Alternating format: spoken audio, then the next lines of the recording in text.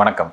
நான் உங்கள் அஸ்ட்ராலஜர் மகாஸ் ராஜா, farmer numerologist. மீண்டும் உங்களை எல்லாரையும் ஒரு நல்ல ஒரு தலைப்போடு உங்கள் எல்லாரையும் சந்திக்கிறதுல மிக்க மகிழ்ச்சி. இப்போது இன்றைக்கி என்ன டாபிக் அப்படின்னா, எல்லோரும் ரொம்ப பரபரப்பாக பேசிக்கிட்டு இருக்க இந்த தேர்தல் முடிவுகள், அகில இந்திய அடுத்த பாராளுமன்றத்துக்கான தேர்தல் முடிவுகள் வெளியாகிடுச்சு.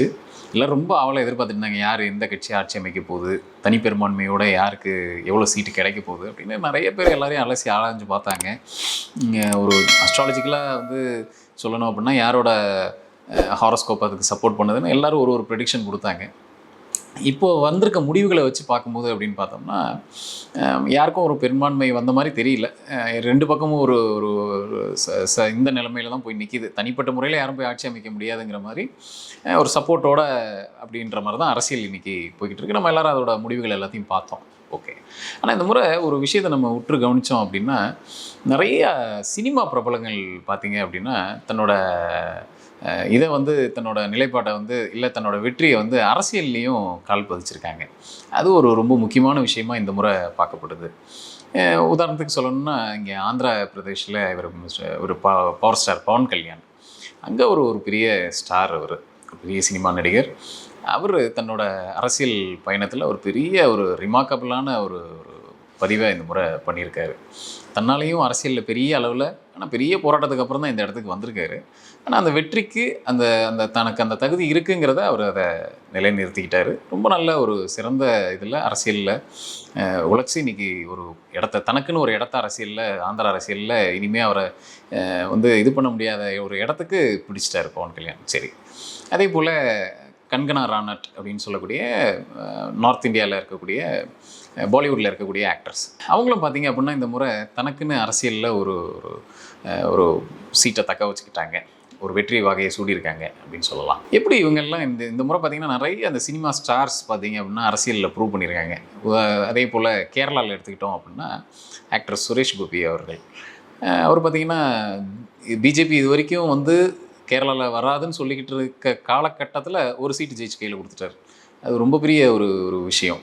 அப்படின்றப்போ இப்போ இவங்க எல்லோரும் எப்படி, இப்போ சினிமாவில் இவங்க எல்லோரும் தனக்குன்னு ஒரு இடத்த பிடிச்சிருக்காங்க.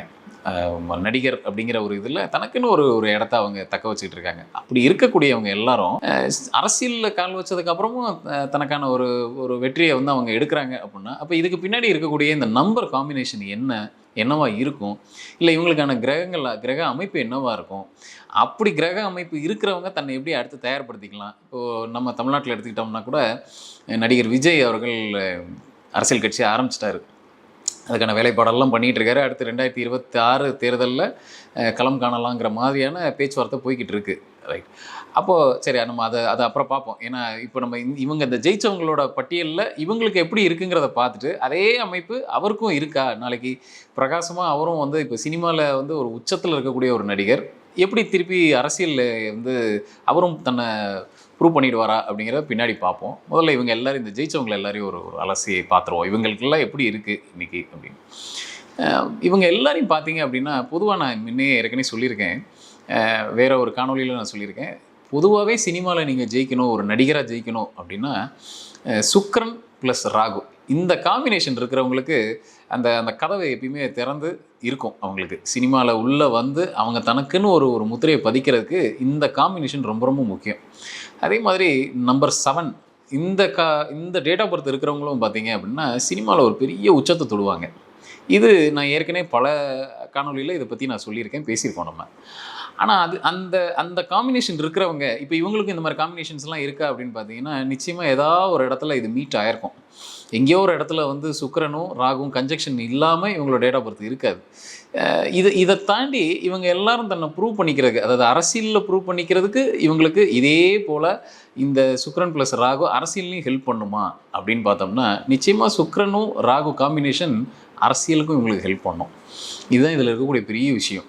அப்போ சினிமாவில் ஜெயித்தவங்க எல்லாருமே அரசியலில் ஜெயிச்சிருவாங்களா அப்படின்னு பார்த்தோம்னா அதை நம்ம அப்படி எடுத்துக்கக்கூடாது. ஆனால் நிச்சயமாக சினிமாவில் தன்னை ப்ரூவ் பண்ணிக்கிட்டவங்க, இந்த சுக்கிரன் ப்ளஸ் ராகு காம்பினேஷன் இருக்கிறவங்க அரசியலில் அவங்களுக்கு ஒரு தனி என்ட்ரி பாயிண்ட் இருக்கும். நிச்சயமாக தன்னை நிரூபிக்கிறதுக்கு உண்டான என்ட்ரி பாயிண்ட் இருக்கும். ஏன்னா இது இந்த காம்பினேஷன்ஸ் எப்பயுமே பார்த்தீங்க அப்படின்னா 2 பக்கம் வேலை செய்யும். ஏன்னா இது மக்கள் தொடர்பு கொண்ட விஷயம். இந்த சுக்ரன் ராகவெல்லாம் பார்த்தீங்க அப்படின்னா மக்கள் தொடர்பு, மக்கள் ஆதரவு. சினிமாவும் எடுத்துக்கிட்டோம் அப்படின்னா மக்கள் ஆதரவு இருந்தால் மட்டும்தான் அதில் தன்னை ப்ரூவ் பண்ணிக்க முடியும். ஏன்னா எவ்வளவோ திறமை உள்ள நடிகர்கள் இருந்தாலுமே சில பேருக்கு தான் அந்த உச்சத்தை தொடக்கூடிய வாய்ப்பு கிடைக்கும். அதே மாதிரி தான் அரசியல்லையும் எவ்வளோ தான் நமக்கு திறமை இருந்தாலும் மக்களோட ஆதரவு நிச்சயமாக கிடைக்கணும். இவங்க சொல்ல வந்த விஷயம் மக்களை போய் ரீச் ஆகி திருப்பி அது ரிஃப்ளெக்ட் ஆகணும். அப்படின்னா தான் அவங்க அரசியலில் ஒரு பெரிய ஒரு இடத்துல வந்து நிற்க முடியும். அதை அப்படியே கண்டினியூஸாக அவங்க வந்து கொண்டு போக முடியும். அதை வெறும் ஜெயிச்சிட்டா மட்டும் பார்த்தாது, அதை பல காலத்தை கொண்டு போகணும் இல்லையா? அதுதான். அப்போ இந்த காம்பினேஷன்ஸ் நிச்சயமாக இவங்களுக்கு ஏதோ ஒரு இடத்துல மீட் ஆகிருக்கும். அதே மாதிரி சூரியனும் ராகுவும் இருக்க காம்பினேஷன், சூரியன் ப்ளஸ் ராகு, இந்த காம்பினேஷன் பார்த்தீங்க அப்படின்னா அரசியலில் ஜெயிக்கிறதுக்கு, இல்லை பொலிட்டிக்கல் என்ட்ரிக்கு, பொலிட்டிக்கலில் பெரிய லெவலில் வரதுக்கு இந்த காம்பினேஷன் ரொம்ப முக்கியமான ஒரு காம்பினேஷன். அப்போது இப்போ நான் எதுக்கு இந்த பாயிண்டெல்லாம் சொல்ல வந்தேன் அப்படின்னா, ஒருவேளை நம்ம சினிமாவில் இருந்து பிரபலங்களாக இருக்கிறோம், இல்லை நம்ம சினிமாவில் ஒரு பெரிய தனக்குன்னு ஒரு நிலையை நம்ம ஏற்கனவே பண்ணிட்டோம் அப்படின்னா, இந்த காம்பினேஷன்ஸ் இருக்கிறவங்க அடுத்த லெவல் நான் ஏன் அரசியல்லையும் நான் போகலாமா மக்கள், ஏன்னா அதுவும் கிட்டத்தட்ட அது ஒரு பொதுவான வாழ்க்கைன்னு தான் வைங்களேன். அப்போ நான் அதுலேயும் போய் ஜெயிக்க முடியுமா அப்படின்னு பார்த்துக்கிட்டிங்கன்னா, இந்த காம்பினேஷன் இருக்கிறவங்களுக்கு நிச்சயமாக ஒரு படி அதிகப்படியான ஒரு வாய்ப்பு நிச்சயமாக உண்டு. சரி சார், இப்போ இதெல்லாம் இருக்குது. இதுக்கு முதல்ல இந்த தசா புத்தி சப்போர்ட் பண்ணணும். நமக்கு வெறும் இந்த காம்பினேஷன் இருந்தால் மட்டும் பார்த்தாது, அதுக்கான தசா புத்தி நிச்சயமாக சப்போர்ட் பண்ணணும். அப்படி சப்போர்ட் பண்ணும் பட்சத்தில் அவங்களுக்கான அந்த டைம், அதாவது அந்த நேரம் சரியாக இருக்கும் பட்சத்தில் நிச்சயமாக சினிமாவில் எந்த லெவலுக்கு அவங்க உச்சத்தை தொட்டாங்களோ அதே வெற்றியை அவங்க அரசியல்லையும் பார்த்துட முடியும். ரைட். இப்போ இவங்களோட பர்த் எல்லாம் பார்த்தீங்க அப்படின்னா கூட இந்த 7 காம்பினேஷன் இருக்கும். இப்போ நான் சொன்ன இவங்க இந்த 3-4 ஆக்டர்ஸ் எல்லாரும் பார்த்தீங்கன்னா ப்ரூவ் பண்ணியிருக்காங்க. பார்த்தீங்களா, அரசியலில் பெரிய லெவலில் வெற்றி பெற்றிருக்காங்க. பார்த்தீங்களா, இவங்களுக்கு எல்லாத்துக்கும் பார்த்தீங்கன்னா 7 காம்பினேஷன் இருக்கும். அப்புறம் நம்பர் 1 இருக்கும், நம்பர் 5 இருக்கும். இவங்க எல்லாம் பார்த்தீங்கன்னா இந்த முறை அரசியலில் வந்து, அதாவது சினிமாலேயும் தன்னோட வெற்றியை பார்த்துட்டு அரசியல்லையும் அந்த வெற்றிக்கு அந்த கதவை வந்து திறந்து விட்டுருக்காங்க. அப்போது இதோட அடுத்த படி என்ன அப்படின்னா, இப்போ நம்ம டிஸ்கஸ் பண்ண ஆரம்பித்த மாதிரி நம்ம தமிழ்நாட்டிலையும் அடுத்து நடிகர் விஜய் வந்து தன்னோட அரசியல் கட்சியை தொடங்கிட்டார். அதுக்கான வேலைகள்லாம் பார்த்துட்ருக்காரு. இப்போ அவரது எடுத்துக்கிட்டோம் அப்படின்னா, அப்போ அவரதுலையும் இதெல்லாம் இருக்கா சார் அப்படின்னா, நிச்சயமாக நான் இப்போ சொன்ன ரூல் எல்லாமே அதில் பொருந்தி வரும் அவருக்கு. சில பேருக்கு அதாவது சிலது வந்து மறைமுகமாகவும் இருக்கும். இப்போ வெளிப்படையாக இப்போ நான் சொன்ன மாதிரி ஜாதகத்தை எடுத்து பார்த்த உடனே பளிச்சுன்னு தெரிகிற மாதிரியும் சில ரூல் இருக்கும். சிலது மறைமுகமாகவும் சில அவருக்கான கிரக காம்பினேஷன் இருக்கும். அவரது வந்து பொதுவாக கடகராசின்னு சொல்லுவாங்க அவரோடது. அடுத்து 2026 அவர் களம் காண போகிறதா சொல்லிகிட்டு இருக்காங்க. அப்படி ஒருவேளை அவர் நேரடியான ஒரு களத்துக்கு வந்தார் அப்படின்னா பொலிட்டிக்கலில் தன்னை நிரூபிப்பாரா அப்படின்ற கேள்வி எல்லாத்துக்கும் இருக்குது.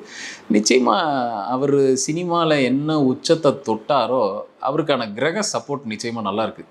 அப்படின்ற பட்சத்தில் அவர் 2026 தனக்குன்னு ஒரு இடத்த நிச்சயமாக தமிழக அரசியலில் பதிவு பண்ணுவார். அது என்னவாக இருக்கும் அப்படிங்கிறத இப்போ சொல்கிறது ரொம்ப ரொம்ப எர்லியாக இருக்கும். இன்னும் அவருக்கான ஆனால் நேரம் அப்படின்னு எடுத்துக்கிட்டோம்னா நிச்சயமாக ஒரு நல்ல டைமை நோக்கி தான் அவர் வந்து பயணிச்சுக்கிட்டு இருக்கார். அப்படின்றப்போ தனக்குன்னு ஒரு நிலையை நிச்சயமாக கொண்டு வந்து நிற்பார். சரி, ஏன் இந்த வருஷம் அதிகப்படியான பிரபலங்கள் வந்து வெளியில் தெரிகிற மாதிரி அப்படின்னா, இந்த ராகுவோட வேலைகள் அதுதான். மீனம் ராசியில் இருக்க ராகுவோட வேலையே இந்த மாதிரியான இந்த பிரபலங்களை வந்து நமக்கு வந்து அடையாளப்படுத்துறது, அவங்கள வந்து இந்த பொதுமக்களுக்கு அவங்க இந்த அரசியல் மூலமாக ஏதாவது வேலைகள் செய்யணும்னு நினைப்பாங்க இல்லையா, அதை வந்து பிரதிபலிக்கிறது. இதுதான் வந்து இந்த ராகுவோட வேலையே. அப்போது இன்றைக்கி இருக்கிற இந்த ரொம்ப சூடான அரசியலில் இவங்க எல்லாரும் தனக்குன்னு ஒரு பதிவை பண்ணிக்கிட்டது நம்ம எல்லாருக்கும் ரொம்ப, ஏன்னா இது ஒரு அட்ராக்டிவான ஒரு விஷயம் தானே. ஏன்னா ஒரு சினிமா நடிகராக இருக்கிறவங்க அரசியல்லையும் வந்து ஜெயிக்கிறாங்க அப்படிங்கிறது ரொம்ப ஒரு அட்ராக்டிவான விஷயம். இனி வர காலங்கள்லையும் பார்த்தீங்க அப்படின்னா நிறையா சினிமா பிரபலங்கள் அரசியலில் ஜெயிக்கிறதுக்கான வாய்ப்புகள் நிறையா இருக்குங்க. அப்படி இருக்கும் பட்சத்தில் அப்படி யாராவது ட்ரை பண்ணுறாங்க, இல்லை எனக்கும் அந்த மாதிரி போகிறதுக்கான ஆசை இருக்குது அப்படின்னா, இப்போ நான் சொன்ன காம்பினேஷன்ஸ் எல்லாத்தையும் செக் பண்ணி பாருங்கள். இதில் எங்கேயா ஒரு இடத்துல ஏதாவது ஒரு காம்பினேஷன் இருக்குது அப்படின்னாலும் உடனடியாக அதை கொஞ்சம் நீங்கள் அனலைஸ் பண்ணி பாருங்கள். உங்களுக்கான வாய்ப்பு இருக்காங்கிறதையும் செக் பண்ணிக்கோங்க. அடுத்து வர தேர்தல்களில் இல்லை அடுத்து வர போட்டிகளில் நீங்களும் நம்மளை தயார் பண்ணிக்கலாம். அதாவது நமக்கு இது இருக்குது, இந்த வாய்ப்பு நமக்கு உண்டாகிறதுக்கான இது இருக்குது, நம்ம அமைப்பு இருக்குது அப்படின்னா ஏன் நீங்களும் ட்ரை பண்ணலாமே. நீங்களும் அடுத்து முதல்ல அதுக்கான இன்ட்ரெஸ்ட் இருக்கணும். வெறும் நம்ம ஜாதகத்தில் இருந்துட்டால் மட்டும் பத்தாது. நான் பொதுமக்களுக்கு போய் சேவை செய்யணுங்கிற அந்த இன்ட்ரெஸ்ட் இருக்கிறவங்க அந்த எண்ணம் இருக்கிறவங்க நிச்சயமாக இந்த மாதிரியான விஷயங்கள் இருக்குது அப்படின்னா அது தானாகவே அந்த கிரகங்கள் உங்களை தூண்டும், நீங்கள் இந்த பொது வாழ்க்கைக்கு போங்க அப்படின்னு. ஏன்னா இப்போ இந்த ஜெயிச்சிருக்கவங்க யாருமே ஒரே நாளில் அரசியலில் உள்ளே வந்து இல்லை சினிமாலேருந்து அப்படியே ஜம்ப் பண்ணி உள்ளே வந்து அப்படியே ஜெயிச்சுட்டு போனவங்க கிடையாது. இவங்களும் ரொம்ப கடின உழைப்பை போட்டு, பவர் ஸ்டார் எடுத்துக்கிட்டிங்க அப்படின்னா ரொம்ப பெரிய ஒரு உழைப்பை போட்டு தான் வந்து இந்த இடத்துக்கு வந்து நின்றுருக்காரு அரசியலில். அப்போது அந்த கண்டினியூஸாக அவங்களோட அந்த நிதான உழைப்பு அது அவங்கள வந்து இன்றைக்கி அவங்களுக்கான பாராட்டு என்ன அப்படின்னா, இன்றைக்கி தனக்குன்னு ஒரு பதிவை, அதை தனக்குன்னு அரசியலில் இப்போ ஒரு இடத்த வந்து ஆந்திர அரசியலில் பிடிச்சிட்டாங்க. அப்படி இப்போ நான் சொன்ன காம்பினேஷன்ஸில் இருக்கிறவங்க நிச்சயமாக உங்களோட ஹாரோஸ்கோப்பை நல்லா அனலைஸ் பண்ணிவிட்டு அப்படியான வாய்ப்பு இருக்குது அப்படின்னா நீங்களும் அடுத்த லெவலுக்கு முன்னேறதுக்கான வேலைகளை பார்க்கலாம். இன்றைக்கி நான் சொன்ன இந்த ஜோதிட தகவல் உண்மையிலே எல்லாருக்கும் ரொம்ப பயனுள்ளதாக இருக்கும்னு நினைக்கிறேன். மீண்டும் ஒரு நல்ல தகவலோடு உங்கள் எல்லாரையும் சந்திக்கிறேன். நன்றி, வணக்கம். இந்த வீடியோ உங்களுக்கு பிடிச்சிருந்தா லைக் பண்ணுங்கள், கமெண்ட் பண்ணுங்கள், ஷேர் பண்ணுங்கள், சப்ஸ்கிரைப் பண்ணுங்கள்.